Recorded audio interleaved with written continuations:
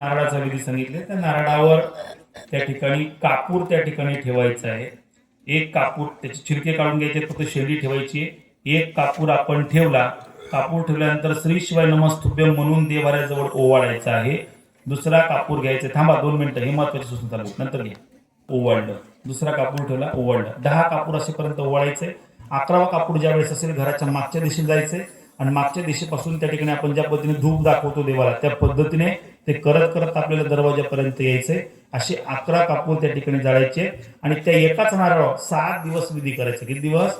7 दिवस. म्हणजे आता आजचा दिवस तुम्ही केला असेल नसेल मला माहित नाही. आता जेवढे दिवस आपण तेवढे दिवस करा आणि नंतर शेवटच्या दिवशी ते नारळ आपल्याला होम हवनमध्ये टाकायचे. ते नारळ विधी झाला की परत महादेवा त्या समोर आपल्या समोर देवासमोर त्या ठिकाणी देवघरामध्ये देवांसमोर ठेवून द्यायचंय. 7 दिवस तिथंच राहू द्यायचंय. फक्त एक काम करत चला, त्या ठिकाणी जिथं आपण नारळ ठेवतो ना दररोज सकाळी तिकडे तुम्ही नाही शेण सवण करू शकत नाही, पण पाण्याने त्या ठिकाणी पोते त्या ठिकाणी आपण साफ करून मग असते त्या ठिकाणी नारळ ठेवायचे.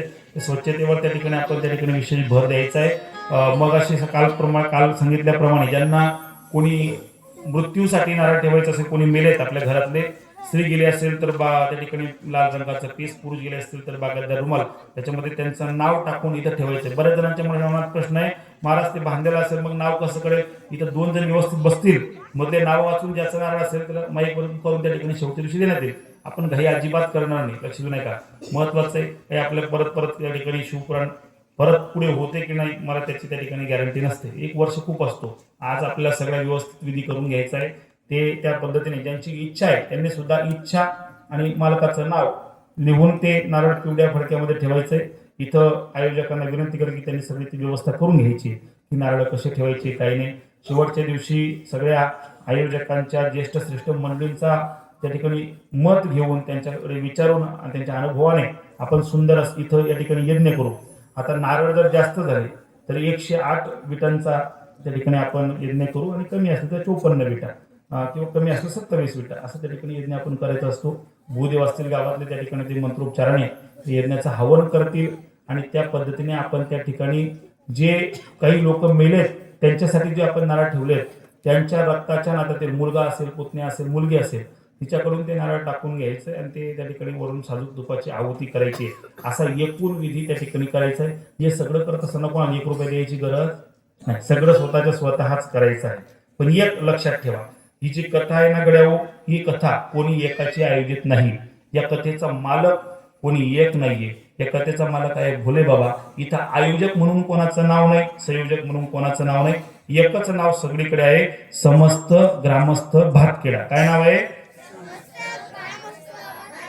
हा, म्हणजे आपण ग्रामस्थांमध्ये सगळे आलो म्हणून आपण या कथेचे आयोजक यजमान सगळे जण आहेत. यजमान असतात ना, मुख्य यजमान, आपण सगळे जण आहेत.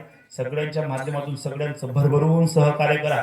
भोलेबाबाचा कार्यक्रम आहे, इतर कमी नाही. तुम्ही थोडं द्याल, तुम्हाला द्यायला 2 हात आहेत, त्याला हजारो हात आहेत. तुम्ही देताना एका मार्गाने द्याल, तो कित्येक मार्गाने देईल तुम्हाला हे समजणार सुद्धा नाही. देवाला दिलेलं कधी त्या ठिकाणी राहत नाही. माझं लक्ष देवा, देव कधी त्या ठिकाणी तुमचं घेतलेलं तुमचं उदार ठेवत नाही, तो दिल्याशिवाय राहत नाही.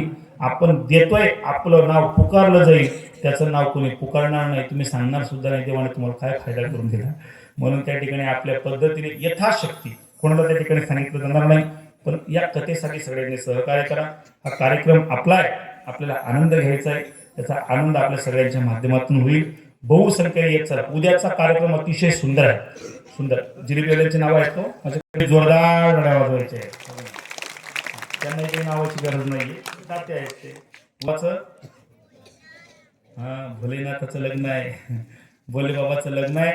लग्न आणि प्रदोष आहे. प्रदोषच्या दिवशी विवाह सोडवणार आहे. खूप मोठं भाग्य आहे, खूप मोठं त्या ठिकाणी सुंदर योग चालणार आहे. हो, आणि त्या लग्न सोहळ्यासाठी आपण